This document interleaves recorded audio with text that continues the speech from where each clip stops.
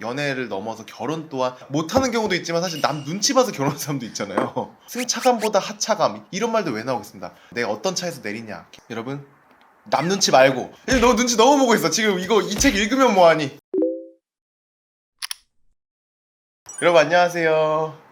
신경 끄기 연습. 제가 이 책을 골랐던 이유는 한국 사회야말로 정말 남 신경을 많이 쓰는 사회가 아닌가? 주변 눈치도 많이 보고 사실 장점도 있어요. 우리는 정이라는 문화도 있고 근데 그러다 보니 옆집 아들이 무슨 잘못했는지 윗집 마누라가 뭐 도망갔냐느니 뭐 엄청 이렇게 오지랖도 떨고 눈치 보느라고 하고 싶은 말도 못하고 그런 게 많은 것 같은데 저는 예전에 대학교 다닐 시절에 혼자 밥 먹는 거를 못했어요. 학교 식당에서 혼자 밥 먹는다? 이거 너무 약간 아싸 같고 그래서 그런 거 있잖아요. 막 샌드위치 사가지고 화장실에서 먹는 그런 막 장면 나오고 이러잖아요. 전 그래 본 적은 없는데 근데 그게 사실은 내가 혼자 밥 먹으면 친구 없나 보다 뭔가 불쌍한 게 여길까 봐 그랬던 것 같아요. 여러분들은 언제 눈치를 많이 보시나요? 혹시 얘기하고 싶으신 분? 저는 아무래도 이 사회적인 인식 자체가 우리나라는 남자분들이 화장하는 거에 대해 여전히 조금 저도 개인적으로 눈치를 많이 보고 제 지인들도 눈치를 많이 주는 편인데 이렇게 올리브영 같은 데 들어가서 그 화장품 섹션 특히 팩조 들어갈 때 사실 거기 거의 저만 서 있거든요.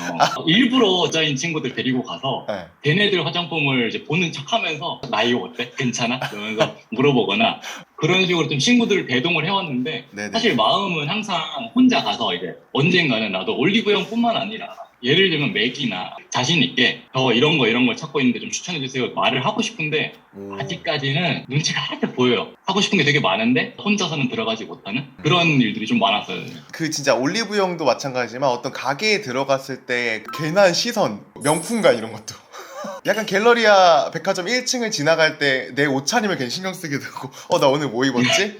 나 신발 너무 지저분한 거 아니야? 약간 머리는 좀 장 정돈됐나? 약간 그런 눈치 보게 되는 것도 있고 성별에 따른 그런 눈치도 있는 것 같아요. 남자는 이러면 안 돼, 여자는 이러면 안 돼 해서 생기는 그런 것도 있을 것 같고 마트에서 그냥 쑥 지나갔는데 갑자기 여성 속옷 그 섹션은 잘못해서 지나간 거야. 그리고 그 순간 이제 발걸음이 갑자기 빨라지는 거지. 그래서 이 책에 13페이지에 그 얘기가 나오더라고요. 아무도 내게 관심이 없다고?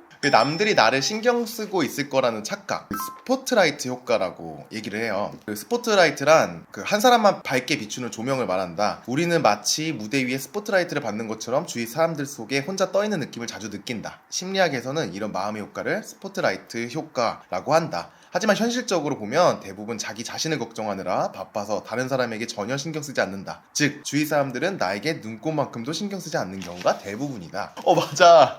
저도 사실은 아무도 나를 신경을 안 쓸 텐데 괜히 제가 혼자 밥 먹으면 나를 찐따로 생각하는 거 아니야? 올리브영 같은 데 들어가면 뭔가 남자가 여기 들어왔어? 해서 약간 나만 이렇게 스포트라이트를 받는 느낌이 들고 정작 아무도 신경을 안 쓸 수도 있는 건데 그 다음 페이지에 그 얘기가 나오더라고요. 미국 코넬 대학교의 토머스 길로비치라는 교수님이 학생들을 이제 대상으로 유명하지 않은 인디 뮤지션 얼굴이 이렇게 크게 들어간 티셔츠를 입고 등교를 하라고 했대요. 그 다음에 물어봤대요. 너를 몇 명이 그 티셔츠 알아차린 거 같니? 그랬더니 한 47%는 봤을 거다 이렇게 얘기했대요. 근데 그 친구들을 이렇게 뒤에 몰래 따라다니면서 몇 명이 봤는지 본 거예요. 24%에 불과했대요. 그 티셔츠를 알아차린 사람들이. 생각보다 나를 신경 쓴 사람이 적은 거죠. 저는 이 책에서 또 굉장히 와닿았던 부분이 사람은 스스로를 엄격하게 평가한다. 자신의 목소리를 녹음해서 들어보면 대부분의 사람은 부끄럽게 느낀다. 내 목소리가 이상한데? 라고 생각한 경험이 있지 않은가? 하지만 다른 사람들은 그렇게 느끼지 않고 매우 평범한 목소리라고 생각한다. 아무래도 우리는 자기 자신에 대해 매우 엄격한 평가를 내리는 경향이 있는 모양이다. 여러분 혹시 전 진짜 제가 유튜브 처음 시작했을 때 제 목소리를 듣고 정말 기겁하는 줄 알았어요. 저렇게 방정 맞다고? 근데 더 웃긴 거는 지금도 가끔 그래요. 이제 편집한 영상 보다가 왜 저래? 약간 이럴 때 가끔 있거든요. 이거 말고도 내가 스스로한테 너무 잣대가 너무 엄격했던 것 같다 하시는 분. 컨텐츠를 만드는데 내가 뭐라고 이걸 녹음하고 있나, 내가 진짜 아무것도 아닌데 내가 이걸 알려주겠다고 녹음까지 하고 있나, 이런 생각이 정말 많이 들더라고요. 좀 그럴 때 좀 엄격한 잣대라는 거에 진짜 많이 뼈저리게 느끼는 것 같아요. 그런 생각 들 때 있죠. 저는 언제 그랬냐면 책 쓸 때 내가 뭐라고 책을 쓰고 있는 거지? 아, 종이 낭비 아니야? 이런 자기감이 빠질 때가 있어요. 내가 좀 어떤 얘기를 할 때 전문성을 갖고 얘기해야 될 것 같은 그런 마음 있잖아요. 괜히 남 눈치 봐가지고 좀 말하기가 좀 꺼려질 때 있잖아요. 그 책에서 제가 기억나는 부분이 걱정하는 대신 당당하게 행동하면 된다. 제가 컨텐츠를 진짜 많이 보잖아요. 특히 상반신 유튜버로서 상반신 유튜버라고 하면은 우리 유튜버들끼리 하는 얘기인데 요걸로만 이제 하는 애들 저희끼리 하는 얘기가 같은 얘기를 해도 당당하게 하면 사람들이 맞아 이렇게 듣는다고. 되게 웃긴 게 기분 나빠하지 말고 들어. 반말로 한번 찍어봤어요. 웬걸 지금 조회수 1등하고 난리 났어요. 지금 댓글 반응이 너무 좋습니다. 반말해서 좋다고. 저 그거 찍고 얼마나 걱정한지 몰라요 여러분. 그래도 당당하게 얘기해요. 아무도 몰라. 더 좋아해요. 그리고 이거는 제가 되게 공감됐던 기술인데 무표정보다 차라리 이것이 낫다. 웃는 얼굴이 주는 효과에 대해서 얘기를 해요. 영국의 에버딘 대학교의 린든 마일스는 우리 누군지도 모르잖아. 근데 뭔가 이렇게 당당하게 얘기하니까 이 사람이 하는 말이 맞는 것 같잖아. 그쵸? 그 대학생들 상대로 40명에게 자연스러운 웃음, 억지 웃음, 무표정한 얼굴 이거 보여주면서 뭘 호감하냐 했더니 당연하게 또 1번이 그 자연스러운 웃음이었대요. 근데 이제 억지 웃음을 지은 사진도 결코 반응이 나쁘지 않았다는 점. 여러분들이 뭔가 할 때 긴장되고 걱정되고 차라리 웃으라는 거예요. 무표정보다. 제 영상 보면 되게 잘 웃어요. 그게 사실은 멋쩍어서 웃는 경우가 되게 많아요. 지금도 마찬가지. 웃는 얼굴에 침 못 뱉는다고 훨씬 다른 사람의 약간 시선 이런 걸 볼 때 그걸 낮출 수 있는 것 같아요. 여러분은 혹시 내가 남 눈치 봐가지고 막 하고 싶었던 걸 못했던 적 있어요? 여러분 남 눈치 말고 너 눈치 너무 보고 있어. 지금 이거 이 책 읽으면 뭐하니? 이렇게 남 제가 눈치 보고 말을 안 하고 있는데. 이야기 해보겠습니다. 네네네 좋습니다. 저는 그 특강을 들은 적이 있는데 스타트업 대표님을 만나는 자리였어요. 그래서 그분이 이렇게 질문을 던지셨는데 그거를 분명히 제가 답할 수 있는 상황이었거든요. 근데 그날따라 눈치가 너무 보이는 거예요. 이상하게. 그래서 제가 그냥 머뭇거리다가 결국에 순서를 뺏겼는데 그 대표님이 무슨 답이든 상관없이 무조건 1등으로 답을 하는 사람이 정답이다. 이렇게 얘기를 하시면서 첫 번째로 대답한 사람한테 그분이 약간 생리대 대표님이셨거든요. 네. 그래서 생리대 1년치를 쏘겠다. 그래서 진짜로 그걸 지키셨어요. 그분이 하시는 말이 무엇이 됐든 일단 해보는 게 중요한데 여러분은 너무 많은 눈치를 보고 있다. 생각보다 그렇게 큰일이 나지 않으니 언제든지 약간 적극적으로 했으면 좋겠다라는 얘기를 들으면서 많이 반성했습니다. 특히 우리나라 이 손드는 거에 너무 눈치 보는 것 같아요. 여기 책에 어떤 부분이 나오냐면 스스로에게 가장 쉬운 과제를 주어야 하는 이유. 미국 아메리칸 대학교의 루스 에델만이라는 사람이 있대요. 이 교수님이 그 대인 공포증 진단을 받은 학생들을 모아다가 과제를 내줬대요.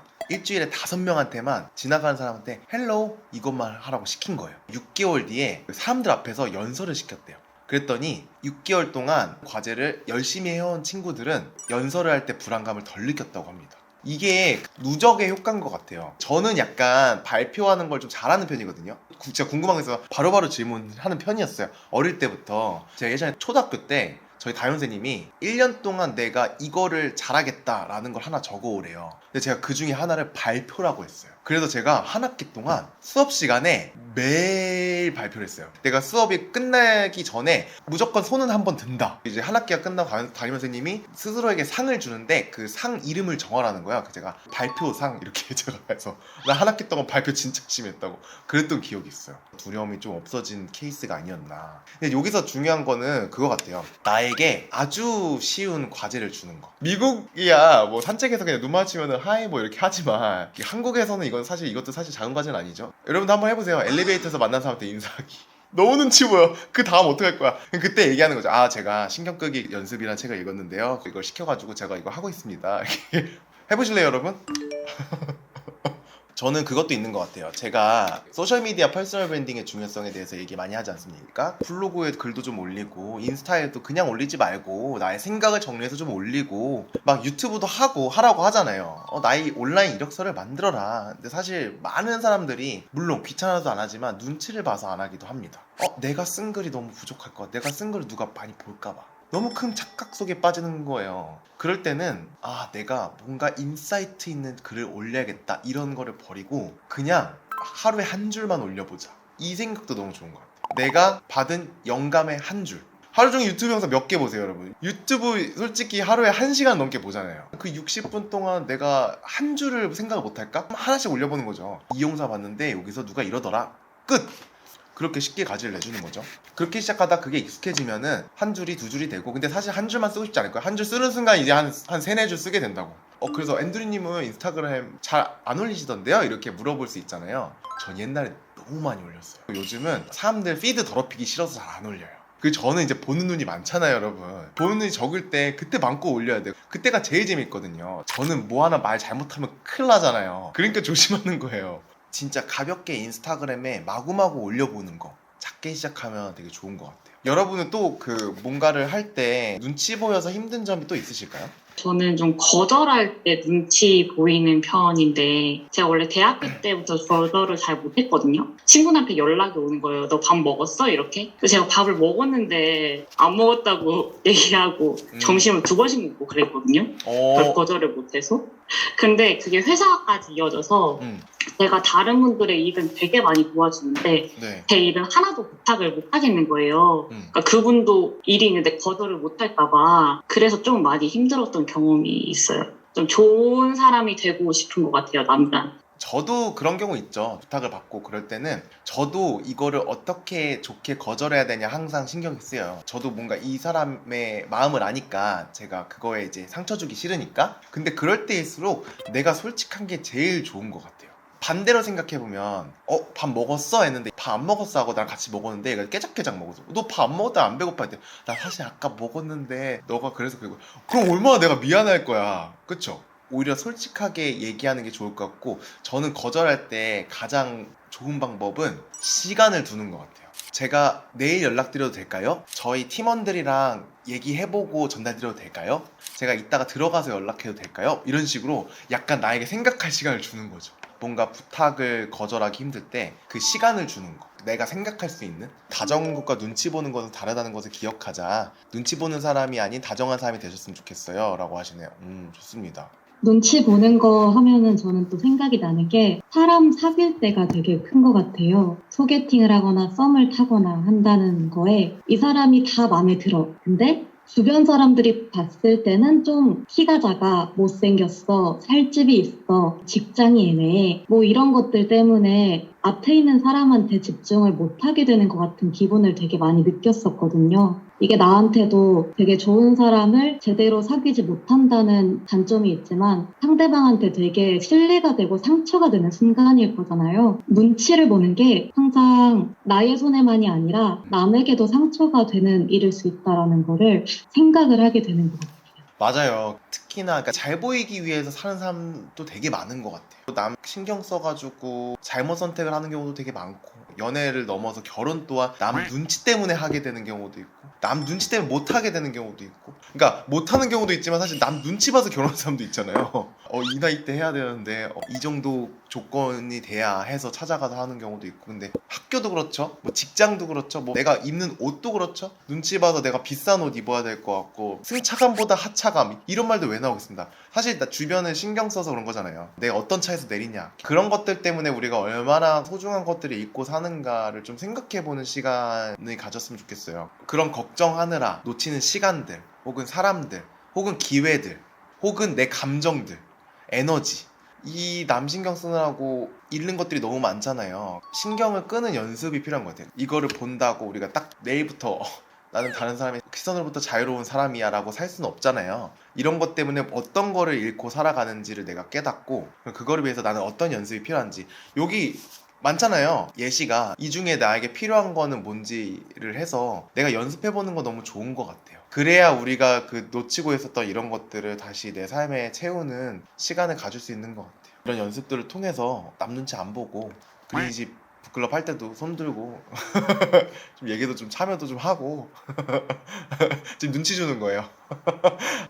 너무 재밌는 시간이었던 것 같아요. 오늘 제가 좀 약간 포맷을 바꿔서 이제 여러분들 조금 더 많이 얘기하면서 해봤는데 이것도 나쁘지 않았던 것 같아요. 그쵸? 재밌었습니다. 오늘 너무 즐거웠고요. 저희는 다음번에 만나요. 안녕.